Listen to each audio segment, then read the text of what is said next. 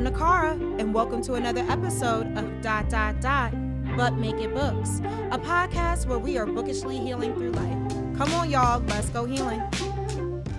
All right, Dante, we're about to start. Hey, y'all, and welcome to another episode of But Make It Books. I am so glad to be in the company of greatness, which is Black women, and I'm so happy to be joined by the Felicia Pride. Felicia Pride is a TV writer and producer and an award-winning filmmaker. She wrote on Queen Sugar, Grey's Anatomy, and is currently a co-executive producer on Bel Air. She's developing the series adaptation of 7 Days in June for Amazon and has another series in development at Netflix.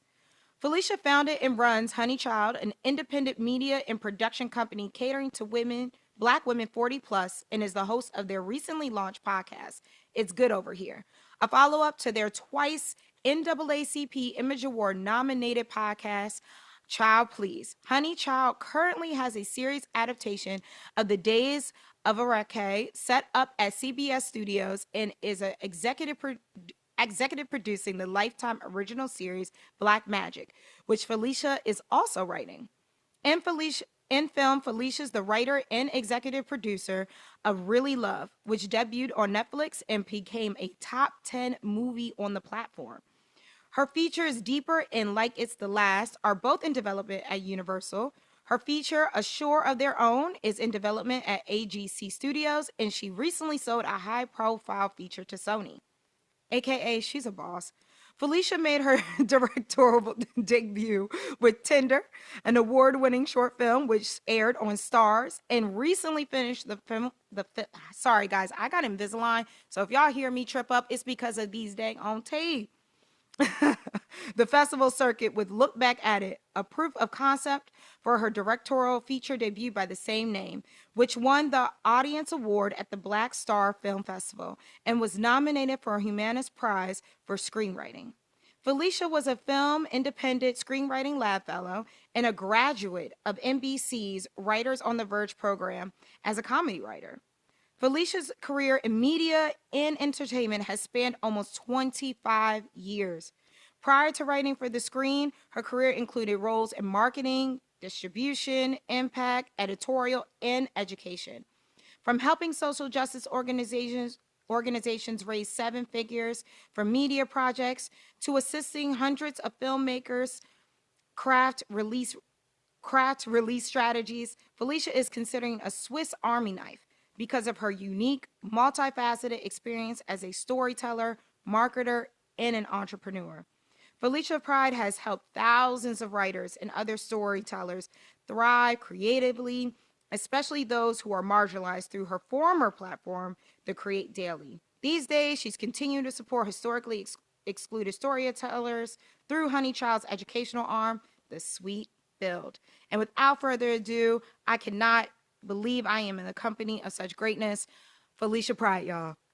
Thank you. Thank you. Thank Thanks you. for having me. Thank you. No, thank you. And as I said before, if y'all hear me lisp it up, it's because I am vain and I'm getting married this year. So I want my teeth to be super straight so I can wear grills. This is literally so I can wear grills at my wedding. I had a Invisalign and it was great. It worked out beautifully. So yeah. Well, I appreciate you, my sister in the struggle.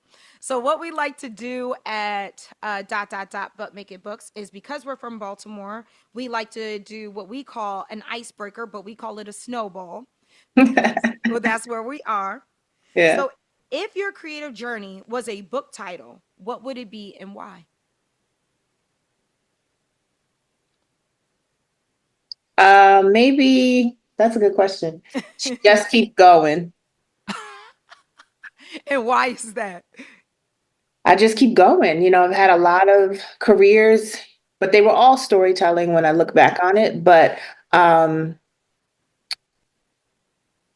it feels like I had a lot of lies within those careers. But I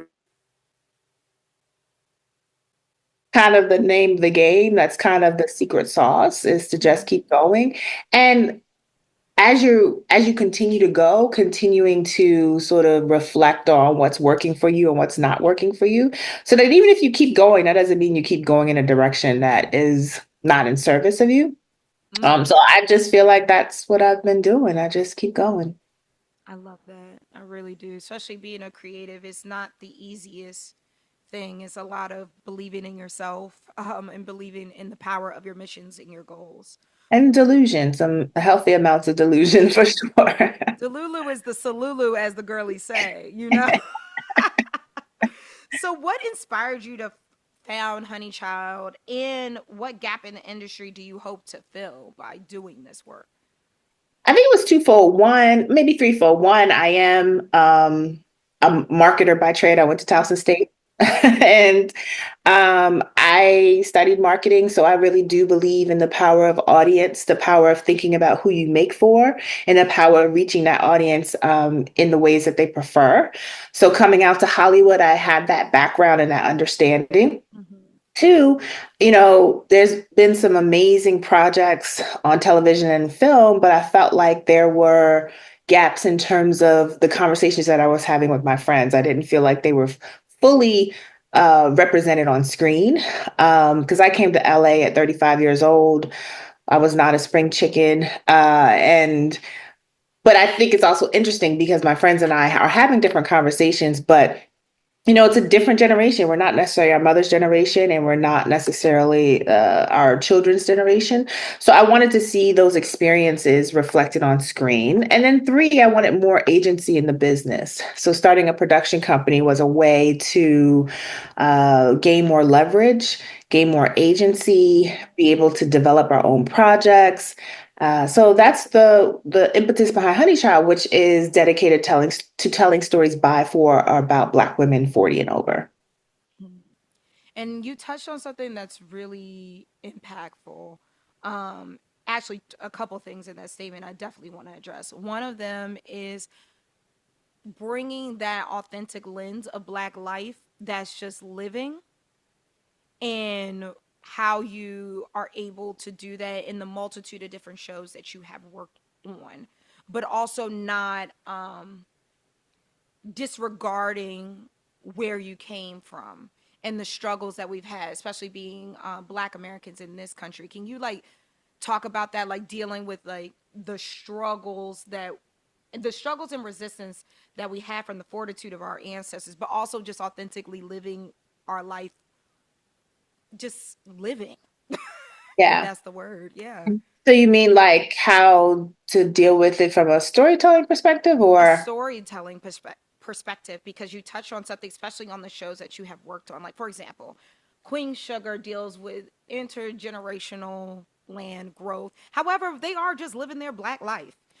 You're in Bel Air, and Bel Air also touches on a bunch of different things that are, especially Young Will. He's dealing with growing up in West Philly, but then also dealing with the fact that like his very rich family is just living their very Black life, but also dealing with the struggles of being Black too. So just like kind of juggling living Black authentically, but not always being authentic to the storytelling story of just being Black and authentically you, and all that it comes. I mean, I just think that's Black life, Mm-hmm. right? Even during the height of Jim Crow, we were loving up on each other. We were in Mm-hmm. community. We were engaging in leisure. We were laughing. That is just Black life. And so if you're looking for authenticity in the storytelling, you have to in my opinion, show the Mm-hmm. full range of our humanity. There is trauma, and I define trauma very broadly. Divorce is traumatic. You know what Yes. I mean? It doesn't always have to be couched in racial trauma. I Mm-hmm. also find that in the work that I do, race is not a character, it's context, right? And then I just find that if there's no humor, I also find that to be a lack of authenticity. Black people use humor to get through things, to be in community, so all these things are just, I feel, authentic to how we live our lives. And if we're going to tell those stories on screen, you're going to see a full gamut of humanity. Just Just period. it's like, I think that's the easy part. Like, how do Black people live? We like that, to me, is the easy part. I think it gets challenging when you try to then explain that humanity to white folks, which is not what I'm in the ministry or business of doing. Listen. Google is free and so is the therapist's couch. But I'm Yeah. not free. I'm But free in my representing body. authentic It's Black life right. is, that is innate. That Hmm. is us leaning into our vulnerabilities. That is us leaning into our truths. That is us leaning into our realities. So yeah, And there's another part you touched on in your purpose and drive to find and found Honey Child is 40 plus. A lot of us book girlies in the romance space especially talk about this a lot, that there are not a lot of romance books that really touch on women after a certain age. yeah, Rarely few that women are in their 40s. Kennedy Ryan did something beautiful with the Skyland series. You yes, also love have some. Kennedy. Listen, I'm obsessed with her. Jasmine Guillory also did a Royal Holiday. Yes. And there's a multitude. There's so many women. Beverly Jake is the great, the OG, the queen Oh, that she the is. goat. Listen, the monarch, if one will, okay? Why do you think it was so important for you, though, to tell those types of stories and highlight Black women 40 plus? I think it's also where I am in life and my interests. I'm interested in telling stories that reflect me and my friends, to be just quite selfish and honest. Yeah. But also just because I think a honey, we call our audience honeys. I think a honey lens is invaluable. The influence of honeys range from Beyonce to Kamala Harris. Do you know Mm-hmm. what I mean? Like Listen. the influence and the impact and the Mm-hmm. social capital and the financial capital of honeys is immense and tremendous. Mm-hmm. The influence in our communities, in our families is immense and tremendous. So for me, it was like, this is a powerful group and force of people that are me and that Yes. I want to explore. And also, just from, like I said earlier, just from a marketing perspective, trying to service all Black women is very difficult because we are not a monolith is of course the cliche, but is real. Yeah. Trying to service all Black women is very, very challenging and difficult. So for me, it was like, how do I niche down to create a target audience that then we can always expand out, right? We have honeys in training that are interested in our work, how that we can expand out. But what is that target? So that helped just to also narrow down the focus a little bit.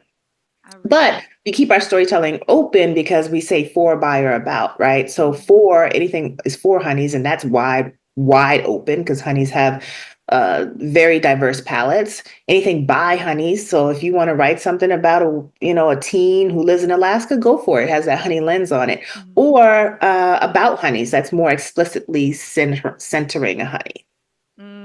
I love that. So speaking of your honeys, you know, you're developing one of my favorite books that actually made me the Tia Williams stan. I'm not the president, but I might be deputy or co-vice president of the fan club because, Yes. woo, 7 days in June. It did something to my body. I Yeah, don't. It did something to my it is a body. beautiful, intense, funny, unique, Raw. relatable, realistic Mhm. love story that, yeah, just really gripped me. It really gripped me. So that's what drew you to the story, and Oh, it's absolutely.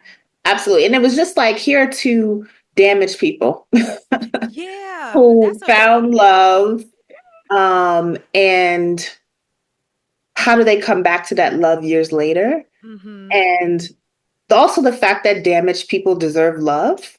Ooh, I think sometimes our characters are very we don't respect the baggage. You know what I mean? Like, ooh, so I love that these are characters with a lot of baggage, but also deserve love yeah, and give love yeah. and are learning how to receive love. Mm-hmm. And I feel like a lot of us are on that journey of learning how to receive love. And respecting the baggage because it's made you who you are. It Yeah. doesn't make you the person that you now love today. And the world wants us to run from that baggage, wants us to be ashamed of that baggage. But how do we, find healthy ways to respect, like you're saying, where we've come from, Mm-hmm. and grow from it, and use it to be love? So what can we, if you can tell, what can we expect from this project? Anything? I mean, the TV development process Mhm. is a treacherous, long one. So, I mean, I really don't know. Just fingers crossed that we continue to move through the process. I always say a show is not on the air until it's on the air. So, but it's been a joy diving into this world that T has created, diving into these characters, and also diving into Black romance. It's been a joy. Honestly, the other thing that I loved about this book in particular is actually the mother daughter dynamic, because we talk about that a lot in Yes. Black womanhood and what it means to be someone's to be a mother, to be a daughter, to be a sister, but especially being a mother and a daughter, in the womb traumas that we all kind of endure, or things that were passed on. So I'm excited to see you turn this into something beautiful. But Yeah, I mean, mother-daughter relationships is something that I definitely explore a lot in my work. yes. There's some exploration of it in Really Love. It's the thrust of Look Back at It. Mhm. So it's been uh, really, really key in my work for sure. And what advice do you find yourself repeatedly giving to new writers or content creators? Because you just brought up the fact that TV is treacherous. TV development is treacherous. So, what advice do you constantly feel like you're giving creators, especially Black women creators, in this space? Master your craft and protect your peace. So the thing is like there's a lot of nutty people in Hollywood. There's a lot of desperate, anxious, narcissistic people in Mm-hmm. Hollywood. So you do have to find tools to protect your peace and not internalize their stuff. Because I even learned, I talked about this recently on IG, that I spent a lot of last year managing wealthy people's anxieties. And Mm. I just want to write, you know what I mean? But I I got just to want to manage create. manage their anxieties, and their desperation. And because I don't have a spirit of desperation, I find it odd that wealthy people are desperate. Do you know what I mean? It's Right, odd because to you have me. your resources. Your It's odd. It's It's odd. odd. You have Um, abundance around so you. yeah, so Yet I you're realized, operating in scarcity. child, scarcity, all the things. But I realized that I had to have the tools to take care of myself holistically. So definitely protect your peace. But I also found that people, especially with Black creators, there's of course the disrespect, right? Um, Yeah. but it's hard to deny when you're a master of your craft. It's hard for them to deny you when you are a master of your craft. It's hard for anyone to deny you when you're a master of your craft. It's hard for them to say shit when you are.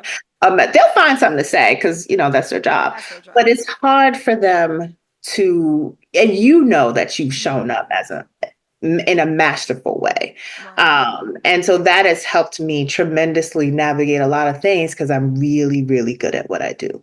Right. And I continue to get better and work at what I do. I don't lean on anything, Yeah. past success, past work.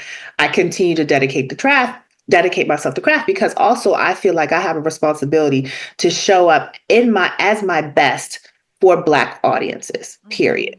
Mm-hmm. That's what I think about, and that's kind of what drives me. And it's also just helped my career because I'm good at what I do. People recommend me, people want to work with me again. So that has been, yeah, craft. Mm-hmm. Craft first. Craft Craft first. first. Everything else, networking is important, yes. Having your face in the place, yes. But craft, when we think about the responsibility to our audience to show up, it's important. Mm. And speaking of your craft, you're someone you're in every different Swiss Army knife is the best way to describe you for sure. Jill of all trades, whatever we want to call it. Yeah. You have you are in so many different mediums, from writing on film to writing in novel to write to producing to being in production to being in, podcasting world. What's your favorite storytelling medium, or do you have not one and you're like each one gets me something different? No, TV for sure. I love Okay. TV. I love the writer's room. When it's healthy, it is my favorite place. And it is like a joy. You get to sit around with really smart people and talk about story all day and figure out story problems and learn new ways to think about story and argue about characters and argue about it is fantastic. And then you get to go make it. Yeah. Like you get to see your work made, you get to see how actors embody the work, you get to see how artisans come together in a share under a shared vision. I love, love, love TV. I love TV. Features I find really difficult to write, but some stories are just features. That's why I write them. But they are beasts. I feel like after every feature, I'm like, I'm never writing another feature. But there I And you go, get right into writing another more one. features. Like having a baby. I guess you forget the pain. I don't forget the pain, um, but TV, it's the collaborative nature. It's just I love TV, and also it's the long form storytelling that you get to do. Right, you get to track story across seasons, or across time, across episodes. I really enjoy that. Especially when you're working with the actors and they're younger, you see them grow. I'm like, oh my God, it's Yeah, like and you being with just a and young. then everyone's collaborating on making something great. Hmm. So yeah, it's great. I love it. What's one question that you wish interviewers or anybody would just ask you? You're like dying to talk about. Um, I don't know. I don't know. I do think that Black creatives should be able to talk more about process Mm-hmm. and less about struggles and obstacles. Mm-hmm. Um, talk more about craft, how they do what they do. Mm-hmm. What do they love about, as you just asked me, what is my favorite form? But just more craft talk, I think, Mm-hmm. in general. So before I let you go, I got two more questions because I know you Yeah, got it. I got to What go to is your work. favorite project you've worked on thus far? Like something you're like, I cannot believe I am here right now. Like this is a defining moment for me. Definitely look back at it, which was our proof of concept for a feature that we are hopefully going to be producing in the near future. That I'll direct will be my directorial feature debut. But look back at it. We shot in Baltimore. We shot in East Baltimore at my aunt's house. My mom was location manager. My niece was PA. My bestie did hair. My homeboy was PA. My cousin was in it. And I also talk about the after party. After party with the Melbas and closed Melbas down. And also, I don't know. I think we're around the same. I think that's what you're saying. We're around the same age. But I don't know if you remember DJ Booby, but he was like the DJ when I was in high school. Like Mm-hmm. DJ Booby was it. So he was DJing at night. My cousin had him give me a shout out, and I was like, this is the most perfect day ever. DJ Booby gave me a shout out after we wrapped the film that we shot at my aunt's house. My mom was behind me watching me direct. You can't tell me nothing. You can't Oh tell me my gosh. Oh my gosh. Yeah. Baltimore. Mm-mm. So nothing. I grew up, may she rest in peace, under the banner of K Swift. If Oh, you've yes. seen, and I remember, oh my God, you gotta get invited. She got K Swift at DJ at her birthday party. And Yes. we were like, we could not believe she got K Swift. That was like, oh my That God. her death was so tragic, and So I just tragic. remember because she was around our age. Oof. Yeah. Yeah. It was insane. It was insane. Yeah. May she rest in peace, because I still listen to Ride a Girl like it came out yesterday. Because I had to explain to my fiance recently, because he's like, y'all had teen parties? He said, we used to just go to like VFW halls. I said, no, like we'd be at the club, like we had teen night. And he was like, I don't know what you're talking about. I said, nah, teen night was a thing. He said, your parents used to take you. I said, yes, we would go to teen night. What are you talking about? He was like, all right, that's a little weird. I'm like, okay, well, We had fun, so we were in the Yes, club. Hammer jacks is yes, a thing. yeah.